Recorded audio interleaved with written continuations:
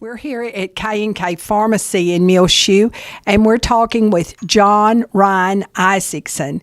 And John Ryan has just returned from Germany, where he was for about a year. And on what program were you with? Rotary International.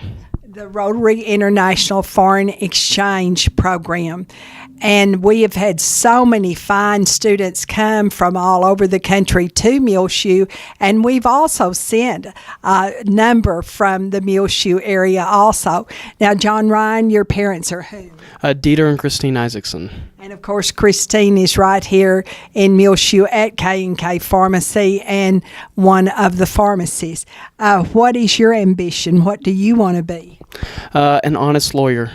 An honest one? Yes, ma'am. Well, now, that would be unusual, wouldn't it? Yes, ma'am. It's unique. Yes, ma'am. So I hope I can do it. A hard challenge. So.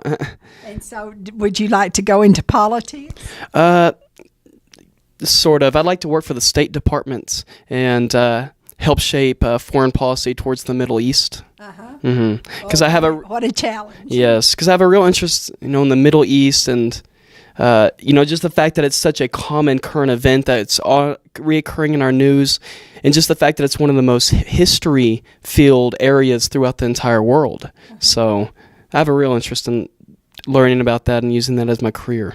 Now, was this actually your senior year that you spent in Germany?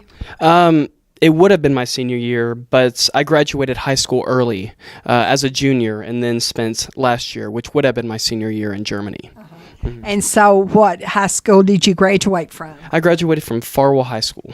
And so now tell me, where in Germany did you actually live?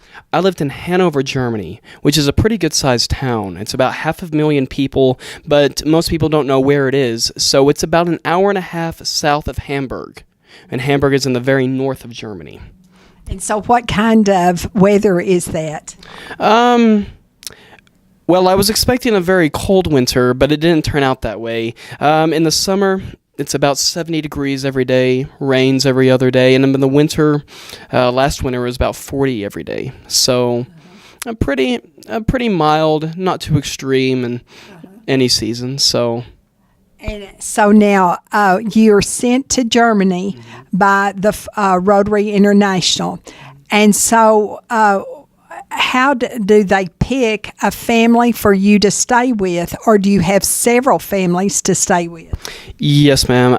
I stayed with 3 host families, and how they separate it out is in Germany, if you have a child that goes on foreign exchange, that family must host an exchange student. Oh. So all 3 of my families had children in other countries throughout the world. And at that time? Yes, ma'am, at that time.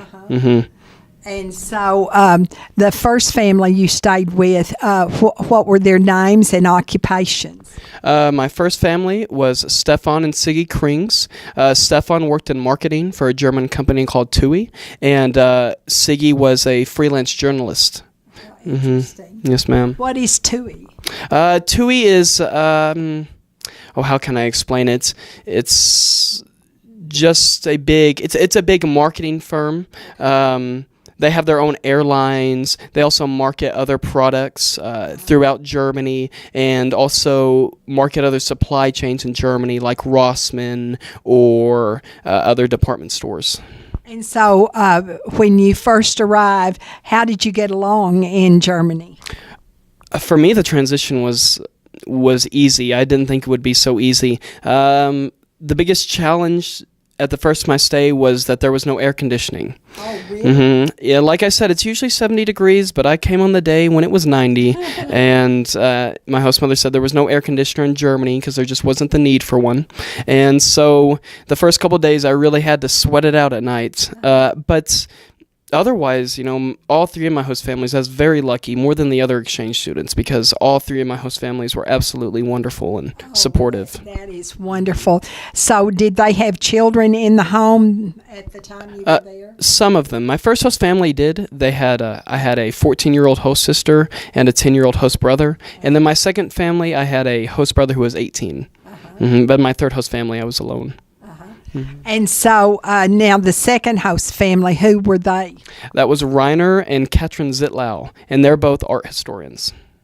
Really? And so now tell me, did it change any the way the lifestyle was from one family, not just the first and second, but all three families? Oh, no, absolutely. With my first host family, I lived in a house. And we didn't really live in a suburb of Hanover. Rather, we lived in an outside borough. And when I transitioned to my second host family... Now, what's the difference in a suburb and a borough? I guess a borough is still a part of the city, like in New York, for example. Queens is a borough instead of a suburb. So in the same in Hanover, I lived in a borough called Rotor with my first host family. And yes, and it was a nicer borough. Everyone had houses there. And when I transitioned to my second host family, I lived in downtown Hanover in an apartment, in a flat. And I had never lived in an apartment before. I don't think I've ever even stayed more than a week in one. And so this was quite an experience, but I loved it. It was much smaller, but the cozy feeling was wonderful, and it was just a great experience being able to live in the center of the city. Oh, I'm sure. Now, how large is that city? Hanover is 500,000 people. So, a little bit bigger than Last Buddy. Yeah, a little bit bigger, yes, ma'am. And so the third family, where did they live? They also lived in a borough. Mm-hmm. However, it was much closer to the city. It wasn't as far out as my first host family, and they lived in a condo. Is the best way I can describe it. So. And again, I was the only child there, but in terms of going to the center of the city, it wasn't a struggle at all. So, mm-hmm. And transportation, you going into the city or out of the city, either one. What is the transportation like? Oh, the transportation is wonderful. That's probably one of the largest things I miss. To go into the city, I would either take, with my first and third host families, I would take the Straßenbahn, which is the subway. And with my second host family, I could either take the subway or I could take the bus. And in terms of traveling outside of the city, always train. Mm-hmm. Anywhere I wanted to go. And it's high speed, isn't it? Some of them, yes. I rode on, I think, the second fastest brand of train in Germany to go to Munich. So, and that was quite amazing. And what about, they have the Autobahn, don't they? Yes, ma'am, they do. And how fast can you go? Well, they do have speed limits to a certain point, but once you get onto the open highway, you'll see the circle with a line through it, which means no more speed limits. And, it's an experience just because there's always someone driving faster than you. Always. So. And now, do families, even in the city, have transportation? Because, like in New York City, you wouldn't want a car there. You couldn't afford a car there. Mm-hmm. No, yes, ma'am. All of my host families had one car. And I know especially my second host family living in the center of a city, it was a pain to try to park the car. But we hardly ever used the car to drive anywhere. We would just take the train. So, and because gas is so expensive over there, what is sort of? I think I could be wrong, but I think it's €4 a liter. And so transfer that into American dollars. €4 is about $5. A gallon? Yeah. A liter is about, I think 4 liters are in a gallon or close. And so, well, maybe €4 isn't that much. I think in terms of gallons, I think it's about $6 or $7 a gallon over in Germany. So that is very expensive. Absolutely. So you don't see a lot of people on the roads when you compare it to here in the United States. You see bicycles? Absolutely, especially in the city. Mm-hmm. Now, transferring to 3 families. Mm-hmm. But in a large city, did you have to transfer to 3 different schools? No, ma'am. I just stayed in my same school. The whole time. And what was the name of the school? The Sophienschule. And so there's so many different levels of schools after you, I guess, get started in German public school education. What type of school was that? Where were the students going on? So I went to a gymnasium, which is the highest level of high school that you can go to in Germany. And what that means is that they'll be able to earn their Abitur, which is like our diploma in the U.S., and they'll be able to go on to university, to go to a university, yes. And so what about now? Don't they have, or is it just for young men that they have to do some service to their country, whether it be in the community or through the military? It was very recent, not any longer. The men used to have to serve 1 year in the Army, but I believe in the last, I'm not for sure, but I know very recently, within the last 10 years, that they changed it to where they do not have to serve in the Army for a year. Yes, ma'am. And so the students that you met and went to school with actually were all going on to the university. Now, what's the other levels of public education? So with the other levels of public education, you can earn below an Abitur, which is basically where you can be able to go to a trade school for a mechanic, for example. And then the one below that is for the children going into the service industry, like working in hotels, for example. Mm-hmm. And now, is there another? No, ma'am. Those are the three. And so how many years do they go? And I called it public education. Is it really public education as we know it in America? Yes, it is. It is free to go to their school unless they go to a private school. But yes, a public education, it is free for them to go, and it is mandatory for them to go up to 9 years. And that would be your first for the children going into the service industry. And then for 10 years, that's when you go up to the next level when you're able to go to a trade school. And then 12, and some schools do it for 13, but not my school, to earn your Abitur, which is the diploma to go into a university. Mm-hmm. And so, did you really make friends your age? I did, absolutely. It's funny, though, my best friends were from South America. Oh, really? Yes, ma'am. The other exchange students. But I made lots of German friends as well. I would say, though, that being able to relate more with the other exchange students definitely formed friendships faster than it did with my friendships with just regular German students. So that's why I say some of my best friends were exchange students, but not only from South America. I had friends from Taiwan, Japan, Finland.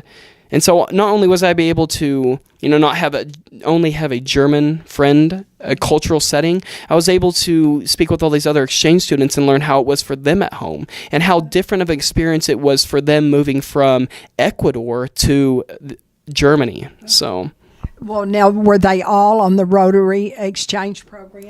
Most of them, yes. Mm-hmm. So did you all take any trips together, any other place in Germany? Yes, ma'am. My Rotary Club sponsored two trips to Berlin and one to a concentration camp, Bergen-Belsen.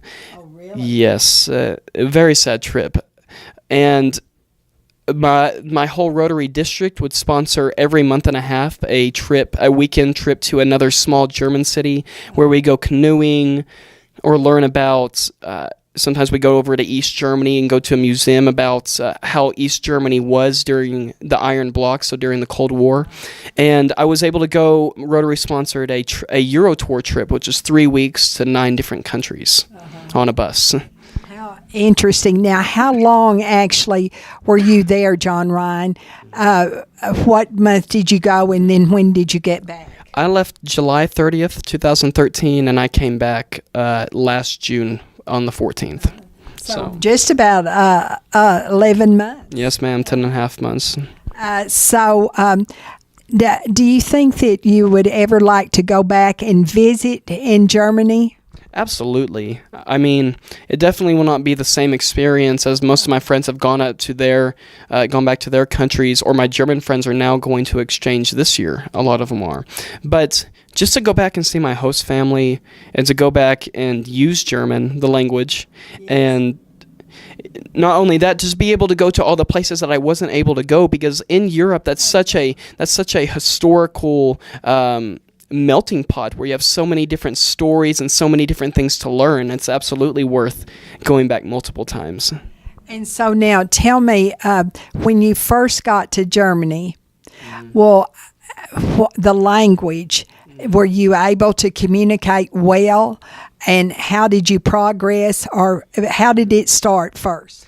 Yes, ma'am. Well, I went over to Germany, and I did not know very much German. I took Spanish in high school, but I had a class from August to November twice a week, and my host families would only speak German with me. And, they all spoke English. I would say 80% of Germany speaks English. Sure. But they all tried to help me along. In the school, the teachers were always making sure that the kids would try to speak German with me. And that was helpful. Absolutely. So by Christmas, I was able to understand enough to get along. And by March, I was able to speak and understand enough to where I really had no problems communicating with anyone. We have a German friend who's, when I talked to him on the phone, he said, "Just a minute, I have to start thinking in English." Did you have to think in German? I would say towards the end, absolutely. In the beginning, it's very tiresome to try to think in English and then try to search your file cabinet of thoughts for the German translation. But with practice and practice and practice, it just comes secondhand. Wonderful. Now, did you have any hurdle that you had to really go over, maybe that was really hard? Good question. I would just say, probably the language. Probably the language was the hardest hurdle I had to overcome. Because again, in terms of, Germany, they're definitely not a second or third world country. They're just, the technology was pretty much the same in the United States. I didn't really have a huge cultural shock, but besides the language. So that was probably the biggest thing I had to really study and to really overcome. Was there something that you were really surprised about that you just hadn't anticipated that it would be that way? Yes, they didn't eat as much sausage as I would have liked. So, because I was really expecting at least, once a week to have sauerkraut and bratwurst and, the real German traditions. But they said, well, that's usually only in the South, in Bayern. Oh, really? So, and even though I didn't stay in Bayern, I have lots of sympathies for them because, I kind of think they're like Texas. The north of Germany doesn't think so fondly of Bayern, and they're so rich in tradition. I really like the south of Germany. It's very beautiful, and so. Well, that's interesting. At how old are you? I'm 18. 18 years of age, that you would think of that even. And so now, what are you going to do now that you're back at home here in the Muleshoe area? Well, I attend college next month. I'll move in to Baylor University. You're going to Baylor. Yes, and so you'll be a pre-law student. Yes, ma'am, I will. Mm-hmm. So you're excited, I'm sure, about that. Yes, I'm absolutely excited. It's been kind of a rush just coming home last month and then moving in a month from now, but I'm excited about it. I have a good support system here at home for my parents pushing me to go and encouraging me, so it'll be great. Now, your mother, Kristine Miller Isaacson, did she go to Germany also? Yes, ma'am. In fact, my mother, she's probably the inspiration that even wanted me to go. She did the same as I did. She graduated high school 3 years earlier. And now, was that at Lasbuddy? Yes, ma'am, at Lasbuddy. She graduated a year early and went to Germany as well for a year before. On the Rotary? Yes, ma'am, with Rotary. Exchange Program. Well, how unique. So now, I bet did your grandmother go? To Germany? No. Well, she went to go visit my mother, but not for an exchange.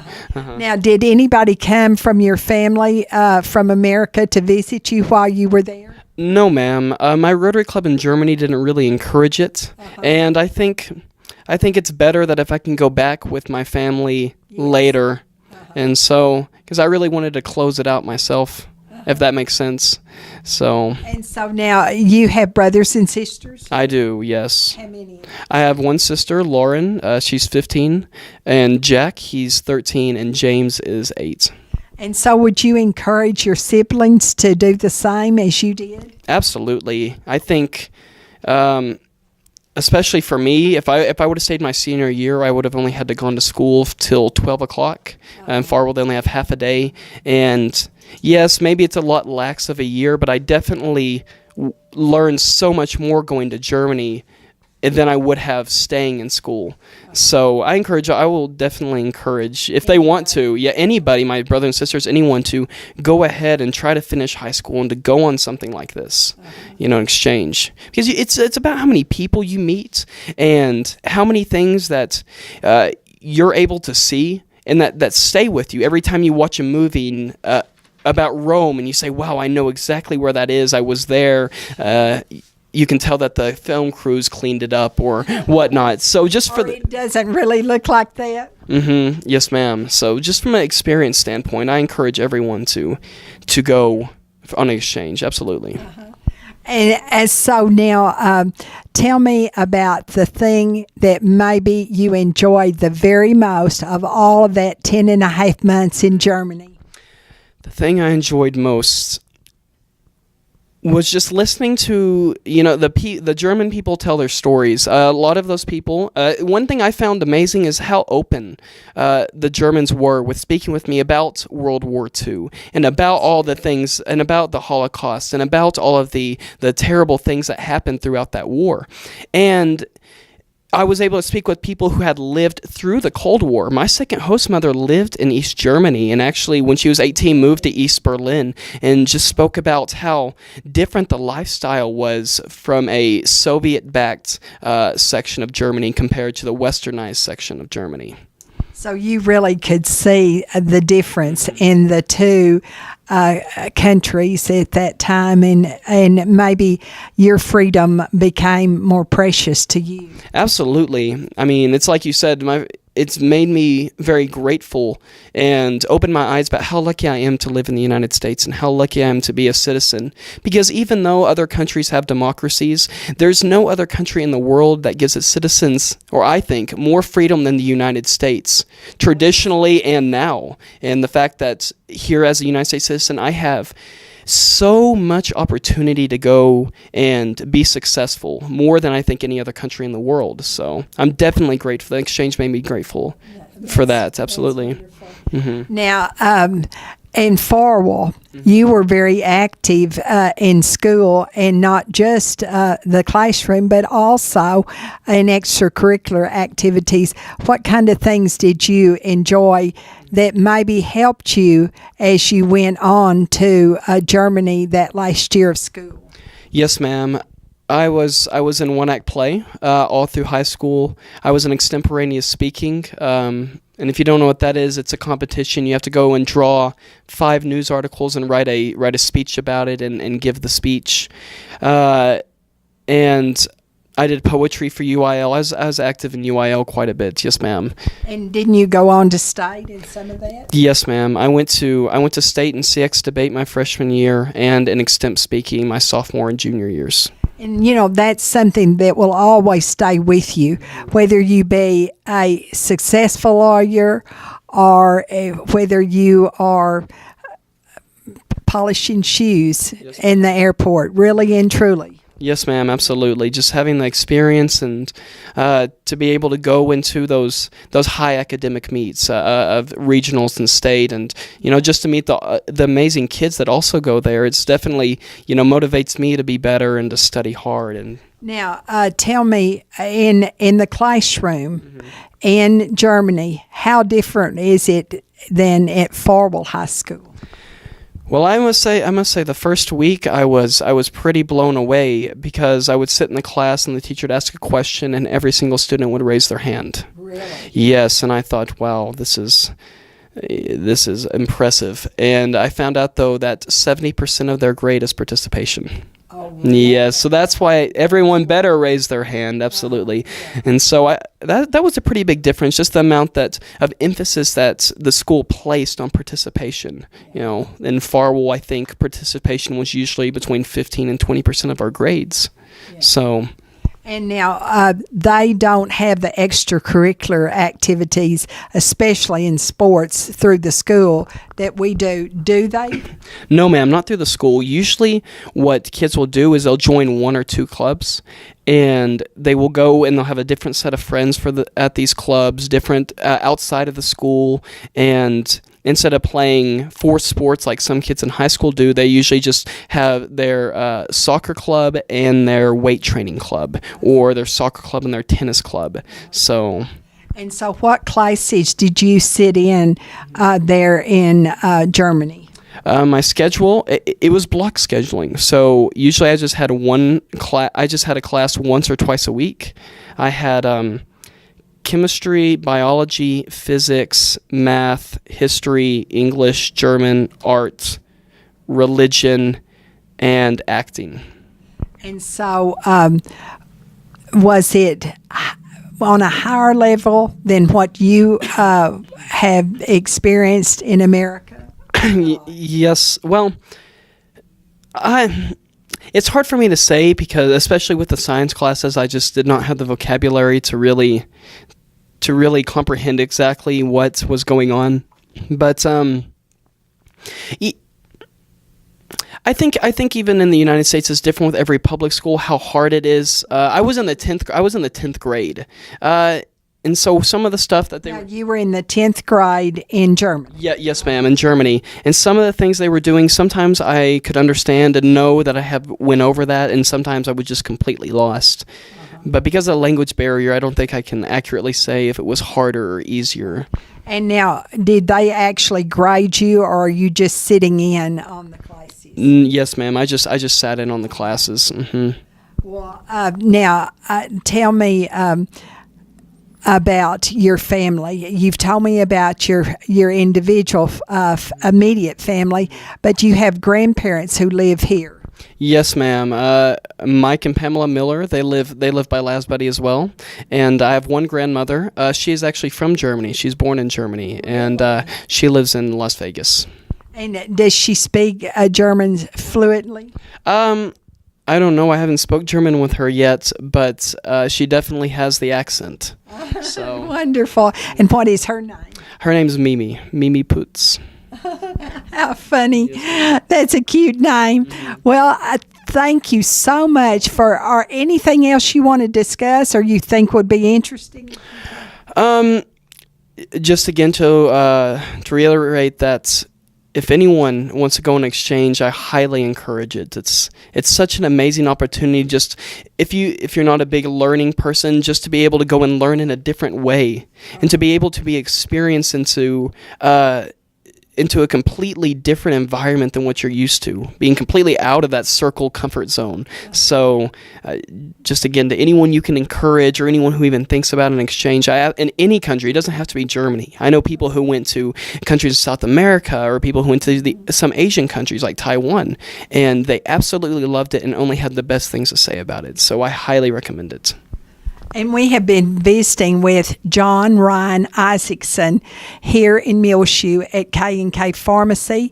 He lives out in the Lasbuddy area and is a Farwell High School student. And he has just returned from his senior year at Germany. And he, as you can tell, is quite excited about entering Baylor almost immediately, muy pronto, right? Yes, ma'am. Or what would that be in German? Wirklich schnell. Wirklich schnell.